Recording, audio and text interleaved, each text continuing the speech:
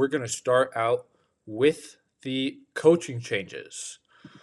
The first change that happened is a legendary Eagles offensive line coach, Jeff Stoutland, will not be coaching the Eagles offensive line, but he will stay around the organization.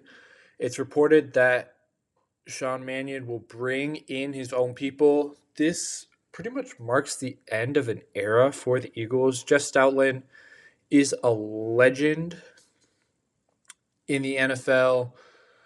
You can listen to countless podcasts talking about how he shaped the Eagles' offensive line, his revolutionary ideas.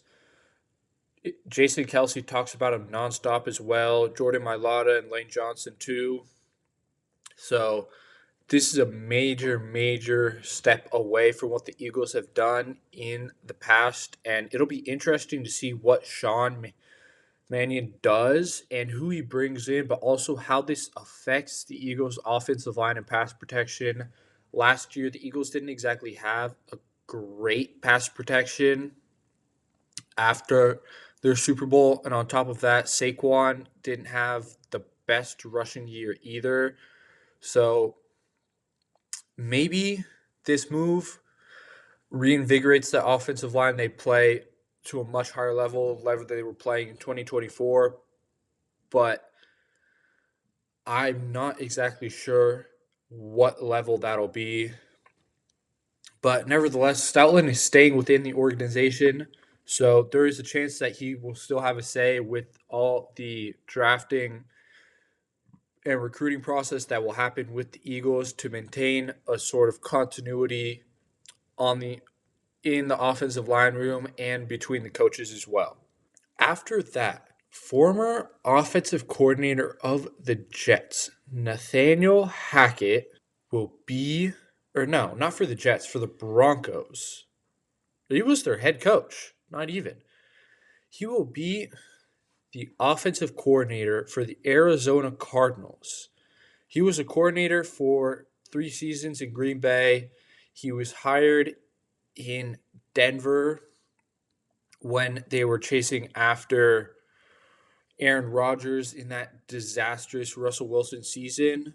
It'll be interesting to see what happens with him because during his time with the Broncos, it was an absolute disaster class. On top of that, he was fired. Everyone was calling for his job. Even with the Jets, he didn't do a great job. To be fair, there was the entire power struggle between Aaron Rodgers and Robert Saleh during that time. So I'm not a huge fan of this move, but they did bring in Mike LaFleur, Matt LaFleur's younger brother. So maybe there is some connection there, but also I believe that Mike LaFleur will probably be calling his own plays and that Hackett will kind of be there to sort of delegate the offense and make sure things are organized rather than actually being a play caller. But overall, I'm not the biggest fan of this move for the Cardinals. After that, the Steelers brought in Vikings passing game coordinator Brian Angelico as their new offensive coordinator. He was also the tight ends coach back in his time with Mike McCarthy when they were in Green Bay. Like I said, he worked with Mike McCarthy, so this is a familiarity hire for McCarthy and the Steelers. Because even with the Vikings, Kevin O'Connell, he's calling all his own plays. He is not letting his passing game coordinator call the plays. It'll be interesting to see what exactly plays out there. As I mentioned in the coaching changes episode, Mike McCarthy is probably going to end up leading the Steelers to a 9-8 season. Very middle of the pack, very average. And this move doesn't move me all that much. And then the Jets made an interesting move. They hired former Colts and Panthers head coach Frank Reich to be their offensive coordinator. He was working with Stanford. This is an Interesting move. I honestly am not that opposed to it overall. He has the coaching experience, clearly. He's coached for a long, long time, but also the Jets don't exactly have the talent on the offense. So this also has the potential to be a one and done type of hire. There is a very real chance that this is a one and done hire, which I don't like, but if they can figure out their quarterback situation with it could be a good move. He could potentially bring out Garrett Wilson, but we'll see. And then the Giants. They're hiring former Chiefs offensive coordinator Matt Nagy to be their OC. Um, honestly, this is a so higher.